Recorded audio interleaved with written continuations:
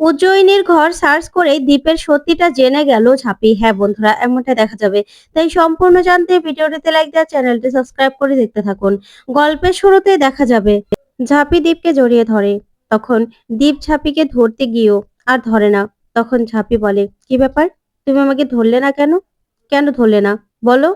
ওইদিকে ইনকা দাঁড়িয়ে দাঁড়িয়ে সবটা দেখতে থাকে। তখনই দ্বীপ বলে, আসলে তুই আমার সঙ্গে এরকম ব্যবহার করছিস কেন বলতো? তখন ঝাঁপি বলে, তুমি আমার কাছ থেকে আর সত্যিটা কতদিন লুকোবে? আমি তো জানি তুমি আমাকে খুব ভালোবাসো, কিন্তু তুমি সেটা স্বীকার করছো না। কেন স্বীকার করছো না সেটা আমি বুঝতে পারছি না। ভালো যখন বাসো, তাহলে স্বীকার করতে তোমার সমস্যা কি বলো? বলো, আজকে তোমাকে না বললে আমি কিছুতেই ছাড়বো না। তখন দীপ মনে মনে বলে, না, আমি কিছুতেই ঝাঁপিকে বলতে পারবো না যে আমি ওকে ভালোবাসি। তখনই ঝাঁপি বলে, কি ব্যাপার, তুমি চুপ করে আছো কেন? বলো, আজকে সত্যিটা তোমাকে বলতেই হবে। তুমি আমাকে ভালোবাসো, তাই তো? তখন দীপ বলে, না, তুই ভুল জানিস। আমি তোকে ভালোবাসি না। আর শোন, ডিভোর্স পেপারটা না তুই আমাকে পাঠিয়েছিলি। আমি তাতে সই করে দিয়েছি। আমাদের বাড়ির লোক চায় যে আমরা একসঙ্গে থাকি। সেই জন্য আমরা একসঙ্গে আছি। বাড়ির লোকের খুশি আমার কাছে সবকিছু।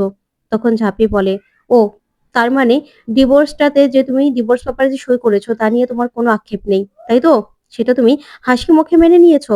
তুমি আমাকে সেটা বলতে চাও? তখন দীপ বলে, হ্যাঁ, আমি মেনে নিয়েছি। বললাম তো, আমি মেনে নিয়েছি। এবার তুই খুশি তো? তখন ঝাঁপি বলে, তুমি মিথ্যে কথা বলছো। কেন তুমি মিথ্যে কথা বলছো বলো? তখন যা দীপ বলে, কোনো মিথ্যে কথা বলছি না ঝাঁপি। আমার বাড়ির লোকের খুশি আমার কাছে সবকিছু। আমি আমার বাড়ির লোকের জন্য সবকিছু করতে পারি। এই বলে দীপ সেখান থেকে চলে যায়। তখন ঝাঁপি বলে, কোনো না কোনো একটা কারণ তো অবশ্যই আছে যে জন্য তুমি আমার কাছে সত্যিটা বলছো না। আমি জানি তুমি আমাকে ভালোবাসো, কিন্তু তুমি কেন আমাকে আমার কাছে স্বীকার করছো না আমি তো সেটাই বুঝতে পারছি না। আমাকে এবার জানতেই হবে। জানবই আমি কেন তুমি স্বীকার করছো না। তখনই ইনকা দাঁড়িয়ে দাঁড়িয়ে সবটা শুনতে থাকে। তখন ঝাঁপি বলে, আমার নামও ঝাঁপি সরকার। আমি যদি সবটা জানতে না পারি না, তাহলে আমিও কিন্তু ক্ষান্ত হব না। ওইদিকে ইনকা বলে, আমি তো অনেকদিন আগেই বুঝতে পেরেছিলাম যে দীপ আমাকে ভালোবাসে না, কিন্তু ও কেন ঝাঁপিকে সব সত্যিটা স্বীকার করছে না আমি তো সেটাই বুঝতে পারছি না। ও যে ঝাঁপিকে ভালোবাসে সেটাও কেন বলছে না? না, না, এবার ঝাঁপি একা নয়, আমাকেও সত্যিটা জানতে হবে যে দীপ আমাদের কাছে কি লুকোচ্ছে। সবটা জানতে হবে। এই বলে সেখান থেকে ইন্টা চলে যায়। ওইদিকে ঝাঁপিকে দীপের মা ফোন করে আর বলে, ঝাঁপি, কিরে, আমি বিথির কাছে শুনলাম আমাদের কাশায়ের নাকি সব পুরনো কথা মনে পড়ে গেছে, স্মৃতি চলে এসেছে। তখন ঝাঁপি বলে, হ্যাঁ গো, সত্যি কাশাইদের স্মৃতি চলে এসেছে। তখনই দীপের মা বলে, আর নীলু, নীলু কেমন আছে? ওর তো গুলি লেগেছিল। তখন ঝাঁপি বলে, নীলুদাও ঠিক আছে। ডক্টর বলেছে যে কালকেই ডিসকাস করে দেবে। তুমি ওদেরকে বরণ করার ব্যবস্থা করো গো।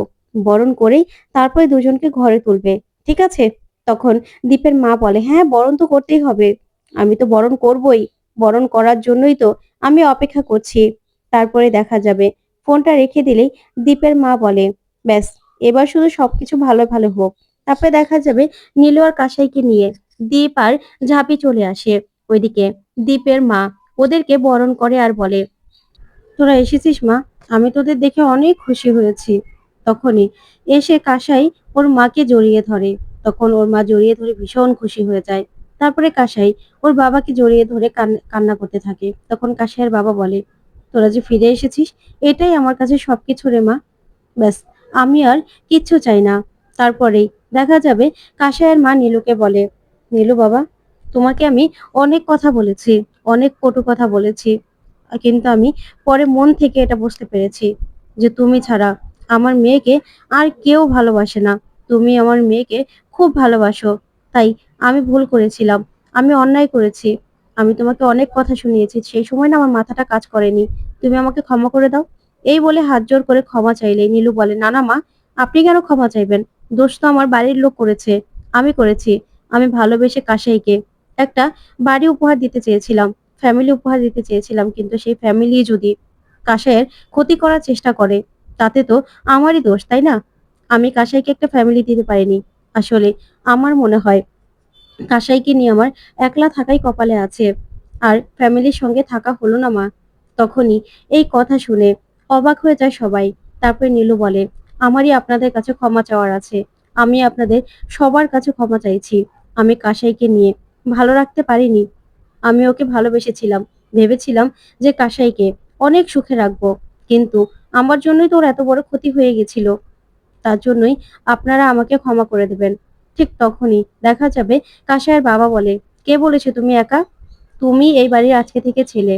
আর এই যে আমরা এতগুলো মানুষ আছি, তুমি আজকে থেকে এই বাড়িতে কাসাইকে নিয়ে থাকবে, এই বাড়ির ছেলে হয়ে থাকবে, বুঝতে পেরেছো?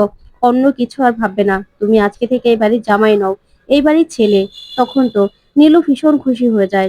ওইদিকে ঝাঁপি আর দীপও ভীষণ খুশি হয়। তারপরে কাসাই বলে, সত্যি বাবা, তুমি সত্যি কথা বলছো? তখনই কাসাইয়ের বাবা বলে, হ্যাঁ, কিন্তু আমি তোমাকে একটা কথা বলছি নীলু, তোমাদের যে ওই বাড়িটা ভাড়া দিয়ে দিও, বুঝতে পেরেছো? আর মাস শেষে আমার হাতে ওই ভাড়া বাবদ কিছু টাকা দিয়ে দিও, ব্যাস, তাহলেই হয়ে যাবে। তখন তো এই কথা শুনে সবাই হাসতে থাকে। তখন কাশের মা বলে, দেখেছিস দীপ, তোর বাবার কাণ্ড দেখেছিস, তোর বাবার কথা শুনেছিস? এই লোকটা না কোনোদিনও আর পাল্টালো না।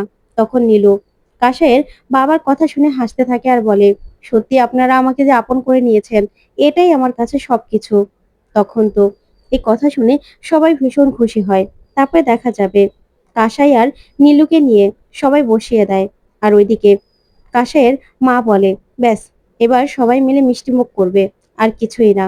তারপরেই বিথি গিয়ে ঝাঁপিকে বলে, ঝাঁপি দিদি, তুমি যে আমার দাদা ভাইয়ের বৌদিকে ফিরিয়ে এনেছো, এটাই অনেক, তুমি চিন্তা করো না। তারপরেই কাসাইয়ের মা আসে আর এসেই বলে, এই যে মিষ্টিমুখ করতে হবে সবাইকে, শুধুমাত্র কাসাই ফিরে এসেছে সেই জন্য নয়, আরেকটাও খুশির খবর আছে। তখন দীপের বাবা দীপকে মিষ্টি খাইয়ে দেয় আর বলে, আমাদের চূর্ণিরও বিয়ে ঠিক হয়ে গেছে। তখন ঝাঁপি বলে, চুনরির চুনরির বিয়ে কার সঙ্গে ঠিক হয়েছে? তখন শুভম চলে আসে আর এসেই বলে, এই শুভম হালদারের সঙ্গে। তখন ঝাঁপি এগিয়ে যায় আর বলে, সত্যি নাকি শুভম? তখন শুভম বলে, হ্যাঁ, আমার বাবা মা এসেছিল, তারাই ঠিক করেছে। আসলে আরো আগে আসার কথা ছিল, কিন্তু কাসাইদির এরকম একটা অবস্থা হয়ে গেল না। কিন্তু যখনই জানতে পেরেছি কাসাইদিকে পাওয়া গেছে, তার স্মৃতি ফিরে এসেছে, তখনই আমার বাবা মা এসেই সব বিয়ের কথাবার্তা ঠিক করে গেছে। তখন দীপ বলে, তা বিয়েটা কবে? কাসাইয়ের বাবা বলে, এই তো দুদিন পরেই। তখন ঝাঁপি বলে, দুদিন মাত্র সময় আছে, এই দুদিনের মধ্যে সব ব্যবস্থা কি করে হবে? আর বিয়ের যোগাযন্ত্র, সেটাও তো কিছু করা হয়নি। তখন বিথি বলে, সব যোগাযন্ত্রের ব্যবস্থা আমরা করতে শুরু করে দিয়েছি। তখন চুনরি তাকিয়ে থাকে আর লজ্জা পেতে থাকে। তারপরে ঝাঁপি বলে, বাহ চুনরি দি, তোমারও বিয়ে ঠিক হয়ে গেল, বাবা খুব ভালো লাগছে। তারপরে নীলু গিয়ে বিথিকে বলে, সত্যি রে বিথি, তুই আমার মান সম্মান বাঁচিয়েছিস, তুই সত্যি আমার যোগ্য বোনের মতো কাজ করেছিস। তখন বিথি বলে, দাদা ভাই, আসলে মানুষ মনে হয় বাড়ির মধ্যে শুধু তুই আর আমি, না হলে বাকি সবাইকে তো আর মানুষ বলে ভাবা যায় না, তাই না? মানুষ বলে ধরাও যায় না। তখন এই কথা শুনেই নীলু অবাক হয়। তারপরে নীলু ওর বোনকে আশীর্বাদ করে আর বলে, সত্যি তুই খুব ভালো থাকবি। তারপরে দেখা যাবে কাসাইয়ের মা ভীষণ খুশি আর বলে, মা দেখো, চন্দ্রের বিয়েটাও খুব ভালো ভালো হবে। ওইদিকে ঝুমা সবটা আড়াল থেকে শুনে আর বলে, এই বাড়িতে আরেকটা বিয়ে? এই বিয়ে ঠিক হয়, আবার এই লাফড়া, একটার পর একটা তো চলতেই থাকে। এই বাড়িতে যে কি হয় কে জানে।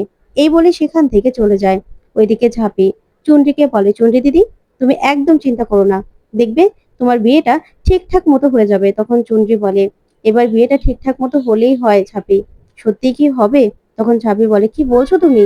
তখন চুনরি বলে, এই বিয়েটাও যদি আমার ভেস্তে যায় না, তাহলে আমি তোমাদেরকে বলছি, আমি গলায় দড়ি দেব। তখন ঝাঁপি বলে, চুনরি দিদি, এ কথা একদম বলে না, ছি ছি, এ কথা বলতে আছে নাকি? একদম এ কথা বলবে না, আমি থাকতে তোমার বিয়ে কেউ ভেস্তে দিতে পারবে না, তুমি চিন্তা করো না।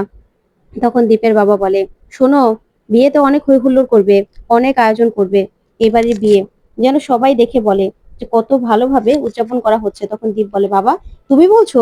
তখনই দীপের বাবা বলে, হ্যাঁ, টাকা তো তোরা বেশি খরচ করবি না আমি জানি। তখন দীপের মা বলে, দেখেছিস, দেখেছিস তো বাবার কাণ্ড, জানতাম এরকমই করবে। ওইদিকে ইনকা বিয়ের কথা শুনে চমকে যায় আর বলে, কি, চুনরির বিয়ে? চুনরির বিয়ে ঠিক হয়ে গেল শুভমের সঙ্গে? তখন ঝুমা বলে, হ্যাঁ ইনকাদি, আমি নিজে শুনে এসেছি গরমা গরম তাজা খবর। তখন ইনকা বলে, এই বিয়েটা তো আমি হতে দিতে পারি না, এই বিয়েটা তো আমাকে ভেস্তে দিতেই হবে, কিন্তু তার আগে আমার আরেকটা কাজ আছে। তখন ঝুমা বলে, কি কাজ? তখন ইনকা বলে, সেই কাজটা শুধুমাত্র আমার, তোমাদের দিয়ে হবে না। তখন ঝুমা বলে, বলোই না কি কাজ? তখন ইনকা বলে, দীপের আসল পরিচয় আমাকে জানতে হবে। তখনই ঝুমা বলে, হ্যাঁ শুনেছিলাম তো, দীপদাদা বাবু নাকি ওই বাড়ির ছেলে নয়, কিন্তু সে আবার আসল পরিচয় কি গো, সেটাই তো বুঝতে পারছি না। তখন ইনকা বলে, আমাদের দলের যে মাথা, সে বলেছিল যে আমাদের দলের মাথাকে নষ্ট করার জন্য কেউ একজন আছে। সেটা তো উজ্জয়িনী বা দীপ, যে কেউ হবে, কারণ আমাদের সব প্ল্যান ভেস্তে দিচ্ছে ওরা। কিছু একটা তো কানেকশন আছেই। এবার আমাকে জানতে হবে দীপের আসল পরিচয়। তারপরে দেখা যাবে চুনরির বিয়েতে সবাই নাচে গানে মেতে ওঠে। ওইদিকে ঝাঁপি কায়দা করে উজ্জয়িনীর বাড়িতে গিয়ে সব সার্চ করে দীপের সত্যিটা জেনে যায়। তো বন্ধুরা, কেমন লাগলো আজকের আপডেট? কমেন্ট করে জানাও।